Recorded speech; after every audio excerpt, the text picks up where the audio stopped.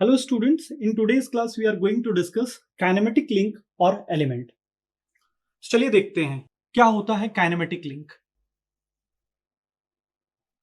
Kinematic link, kinematic link को हम element भी बोलते हैं। अगर इसके डेफिनेशन की बात करें तो डेफिनेशन है each part of a machine which moves relative to some other part is known as kinematic link और एन एलिमेंट। तो लिंक का मतलब है कि किसी भी मशीन पार्ट में कोई भी एक लिंक दूसरे लिंक के साथ अगर रिलेटिव मोशन है तो उसे हम लोग काइनेमेटिक लिंक कहेंगे।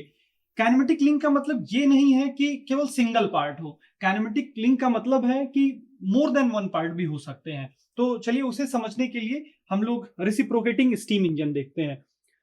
तो जैसा कि हम देख रहे हैं रेसिप्रोकेटिंग स्टीम इंजन, इसमें बहुत सारे पार्ट्स हैं, cylinder, piston, piston rod, engine frame, small and bearing, cross head, crank, crankshaft, big and bearing, flywheel and connecting rod.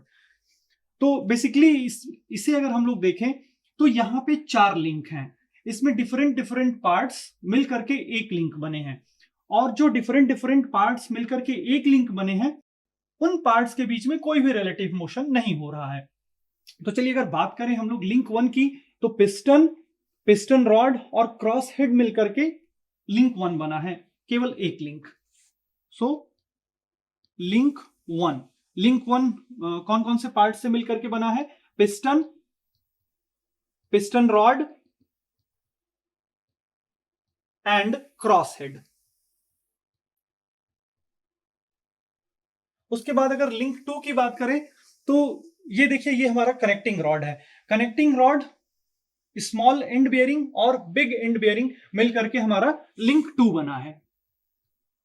Link 2, इनके बीच आपस में कोई भी रिलेटिव मोशन नहीं हो रहा है। उसके बाद लिंक 3 की बात करें तो लिंक 3 हमारा क्रैंक, क्रैंकशाफ्ट और फ्लाईव्हील, ये तीनों मिलकर के लिंक 3 है हमारा, लिंक 3। और लिंक 4 की बात करें तो इंजन फ्रेम, सिलेंडर और मेन बियरिंग, इन तीनों पार्ट्स को मिलकर के हमारा 4th लिंक बना है, जैसे कि हम लोग लिंक 4 बोलेंगे। अब इन पर्टिकुलर लिंक्स में आपस में रिलेटिव मोशन हो रहा है। अब काइनेमेटिक लिंक होने के लिए दो इंपॉर्टेंट कंडीशंस हैं। कौन कौन से कंडीशंस? फर्स्ट कंडीशन है, काइनेमेटिक लिंक होने के लिए दो कंडीशंस होते हैं। फर्स्ट कंडीशन है कि लिंक्स के बीच में रिलेटिव मोशन होना चाहिए। That means the machine parts should have relative motions.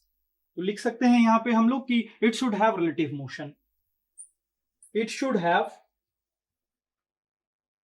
Relative motion, it should have relative motion.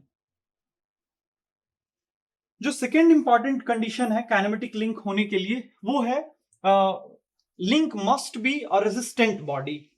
Link जो है हमारा रेजिस्टेंट बॉडी होना चाहिए। इट मस्ट बी या इट शुड बी